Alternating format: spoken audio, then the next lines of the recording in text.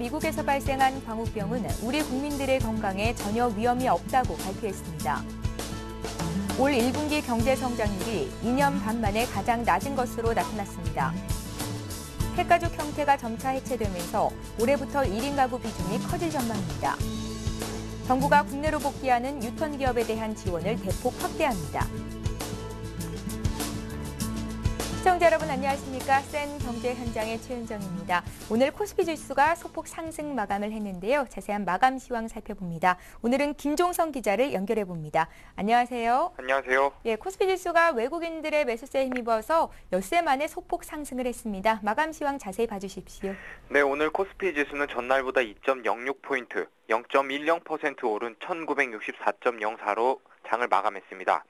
벤 버냉키 미국 연방준비제도 이사회 의장의 추가 경기 부양책 시사 발언과 애플의 어닝 서프라이즈 효과로 뉴욕 증시가 상승했다는 소식에 이날 코스피 지수는 상승 출발했는데요. 개인과 기관이 동반 매도에 나서면서 장중 한때는 하락세로 돌아서기도 했습니다.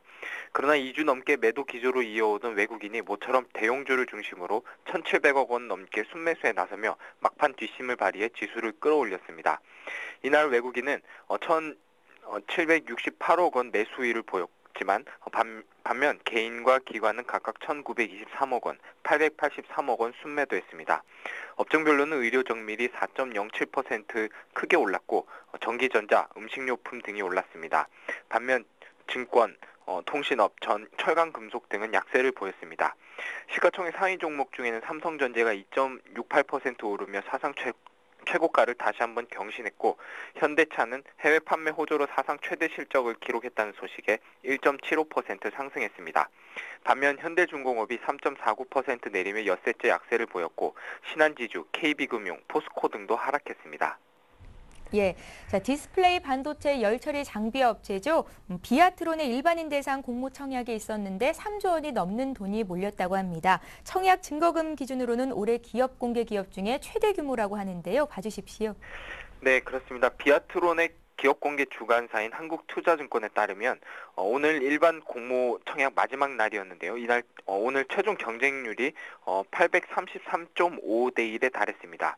비아트론 한 주당 공모 주 가격은 15,900원으로 일반 배정 물량이 23만 주라는 점을 감안하면 청약 증거금으로만 약 3조 500억 원에 달하는 자금이 몰렸습니다.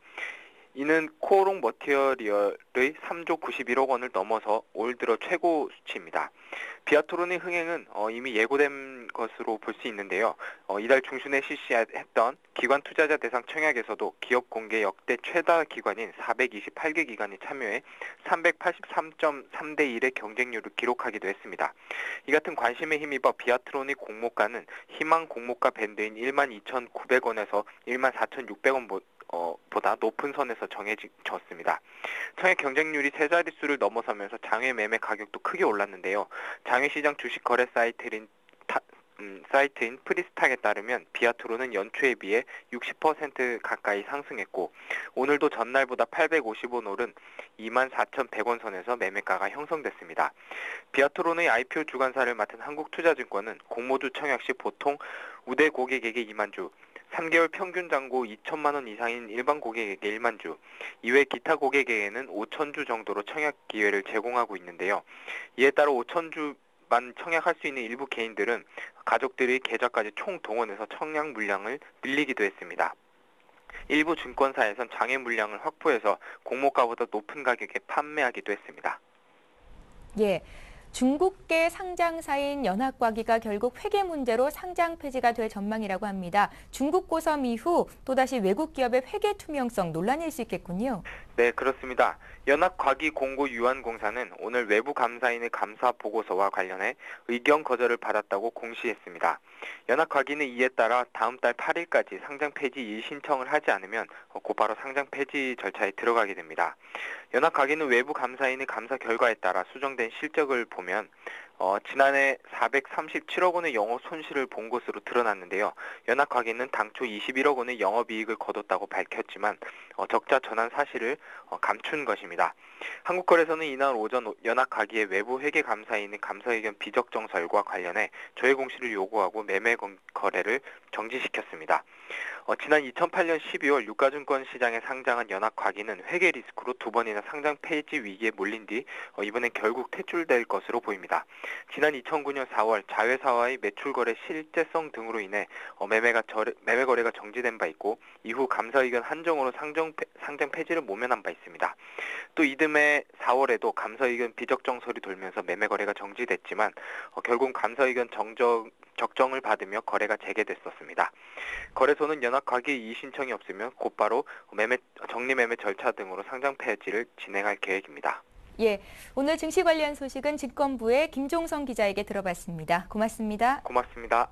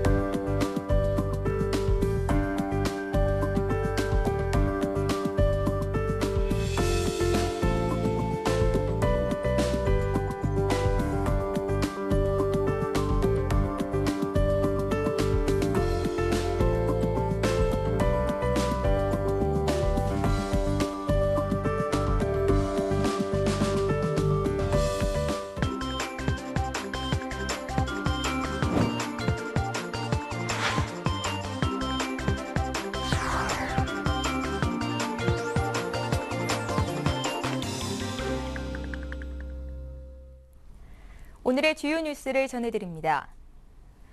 정부가 미국에서 발생한 광우병은 우리 국민들의 건강에 전혀 위험이 없다고 발표했습니다. 또 2008년 5월 광우병 사태 발생 후 미국에서 광우병이 발생하면 즉각 수입 중단하겠다고 했지만 이후 국회에서 가축 전염병 예방법이 개정된 만큼 수입 중단을 하지 않은 것이 약속을 어긴 것이 아니라고 강조했습니다. 서규용 농림수산식품부 장관은 오늘 정부 과천청사에서 브리핑을 열어 현재 모든 정보를 종합해 볼 때 전혀 문제가 없다는 게 결론이라고 말했습니다. 서 장관은 미국 대사관 관계관을 불러 광우병 발생 상황에 대한 이야기를 들었다며 30개월이 넘은 저수에서 발생했고 비정형 광우병이기 때문에 문제가 없다고 판단한 것이라고 설명했습니다. 우리나라가 수입하는 미국산 쇠고기는 30개월 미만의 유구이고 비정형 광우병은 사료에 의해 발생하는 광우병이 아닌 일종의 돌연변이이기 때문이라는 것입니다. 올 1분기 경제 성장률이 2년 반 만에 가장 낮은 것으로 나타났습니다. 한국은행에 따르면 1분기 실질 국내 총생산은 지난해 같은 기간보다 2.8% 성장했습니다. 이는 지난해 4분기 3.3% 성장치보다 더 떨어진 것으로 2009년 3분기 1.0% 이후 30개월 만에 기록한 최저치입니다. 한해는 경제 성장률이 2%대로 내려앉았지만 이는 기저효과로 경제 성장 경로를 따라 회복하고 있다고 보는 것이 맞다며 올해 경제 성장률 전망 3.5%는 여전히 유효하다고 말했습니다. 핵가족 형태가 점차 해체되면서 올해부터 1인 가구 비중이 커질 전망입니다. 통계청은 장래 가구 추계를 통해 가구 수가 현재의 1,735만여 가구에서 오는 2035년에는 2,226만여 가구로 늘어날 것으로 전망했습니다. 결혼을 하지 않거나 이혼, 사별하는 가구가 꾸준히 증가할 것으로 보입니다. 이에 따라 2010년 전체 가구의 24%인 1인 가구는 2035년 34.4%까지 늘어날 것으로 내다봤습니다. 고령화 영향도 심각할 것으로 보입니다. 1인 가구는 현재는 30대가 19.3%로 가장 많지만 2035년에는 70대가 19.8%로 가장 많을 전망입니다.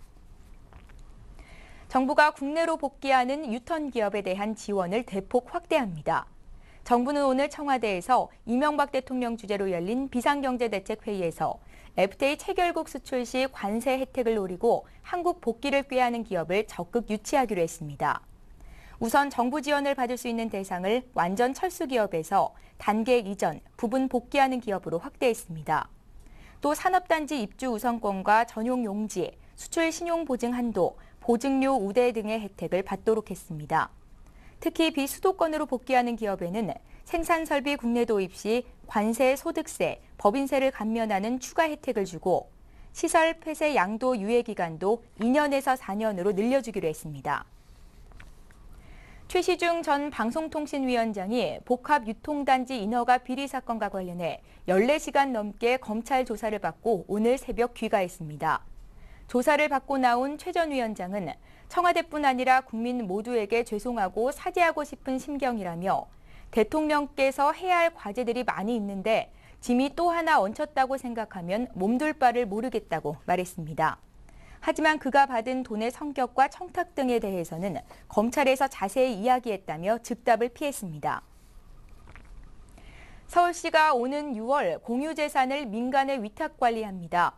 서울시는 25개 자치구에 분산 위임 관리하는 일반 재산 중 활용이 저조하거나 유휴 중인 토지 28만 2,683제곱미터를 민간 재산관리 전문기관에 위탁관리한다고 밝혔습니다. 서울시는 지난 2009년 4월 이 제도를 도입한 이후 전국 최초로 민간의 위탁관리를 맡기게 됩니다.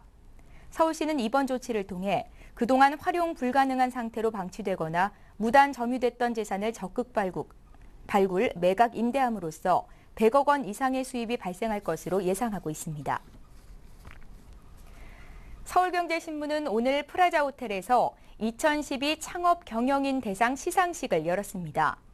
9회째를 맞은 올해 창업 경영인 대상은 차별화된 제품 마케팅, 서비스로 고객 만족을 실현한 브랜드들을 선정했습니다.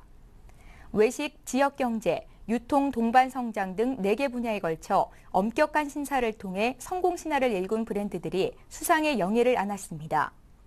프랜차이즈 매드 프라이드 치킨의 가맹본부인 SCF는 지식경제부 장관상, 남다른 감자탕으로 지방에서 돌풍을 일으킨 보하라는 중기청장상, 치킨퐁으로 새로운 외식 문화를 선도하고 있는 그린 F&B는 대한상공회의소 회장상을 수상했습니다.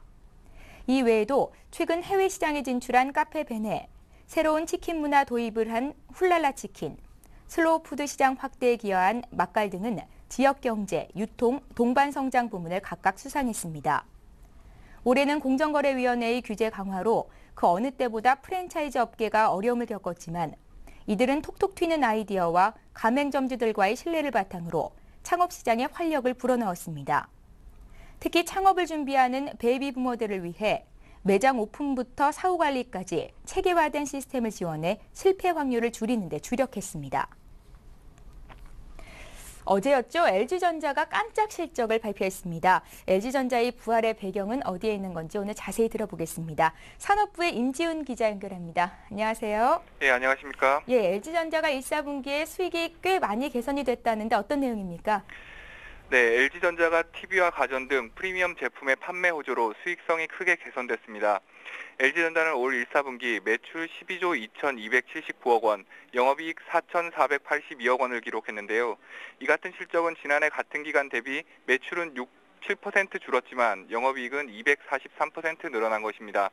특히 영업이익은 지난 2010년 1, 4분기 4,811억 원 이후 최대치입니다. 부문별로는 TV가 속해 있는 HE사업본부가 매출 5조 3,302억 원에 영업이익 2,171억 원을 기록했습니다. 계절적 비수기와 글로벌 평판 TV 시장 침체에도 불구하고 시네마 3D 스마트 TV 신제품을 조기에 출시하고 원가를 절감한 것이 수익성 개선의 바탕이 됐습니다. MC사업본부는 매출 2조 4,972억 원에 영업이익 389억 원으로 2분기째 흑자를 이어갔습니다. 옵티머스 뷰와 옵티머스 LTE 등 프리미엄 스마트폰의 판매 호조로 전체 휴대폰 판매량 중 스마트폰 비중이 역대 최대인 36%로 늘어난 점이 흑자폭 확대에 기여했습니다. HA사업본부는 매출 2조 5,357억 원, 영업이익 1,516억 원을 기록했으며 AE사업본부도 매출 1조 2,179억 원에 영업이익 811억 원을 벌어들였습니다.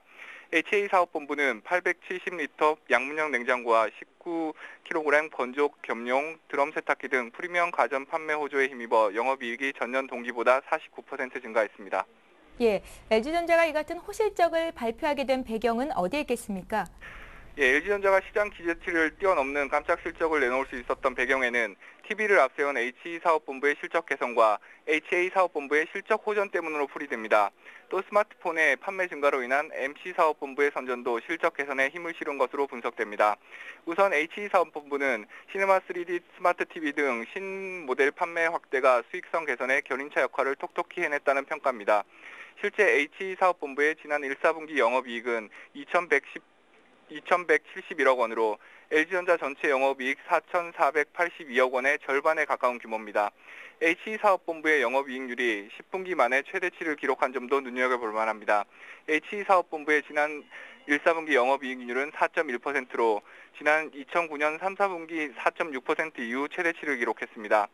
3D TV 제품군을 중심으로 한 신제품 적기 출시와 원가 절감 등의 노력이 이 같은 영업이익률 상승으로 이어졌다는 게 회사 측 설명입니다. HA 사업본부의 실적 개선도 두드러집니다.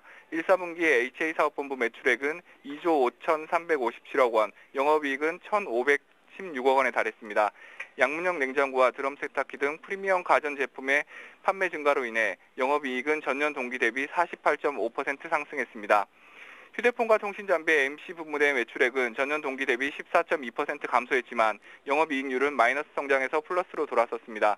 이는 1사분기 휴대폰 판매량 중 스마트폰 판매량 비중이 36%에 달할 정도로 스마트폰 판매량이 늘어나면서 영업이익률이 큰 폭으로 증가한 것으로 분석됩니다.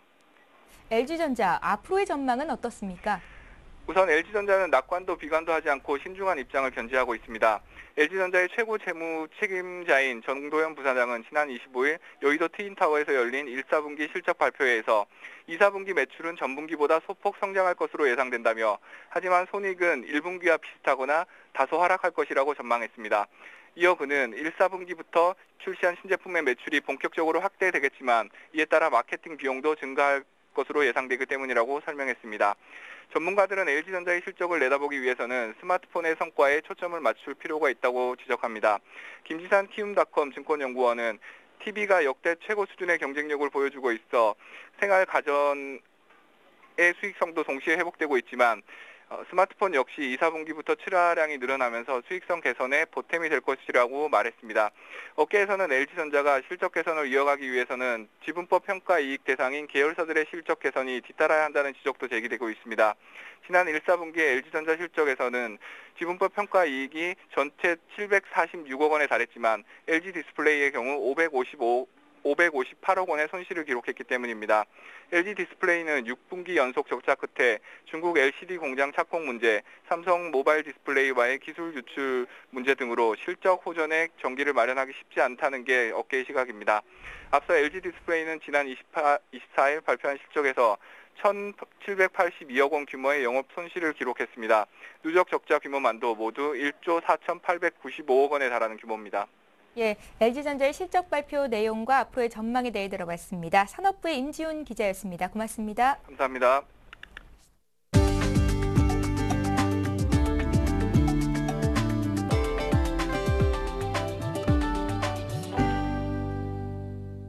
쌍용 자동차는 남아프리카 공화국의 코란도 C와 코란도 스포츠를 선보이고 마힌드라의 현지 판매 네트워크를 통해 공식 판매에 돌입했습니다.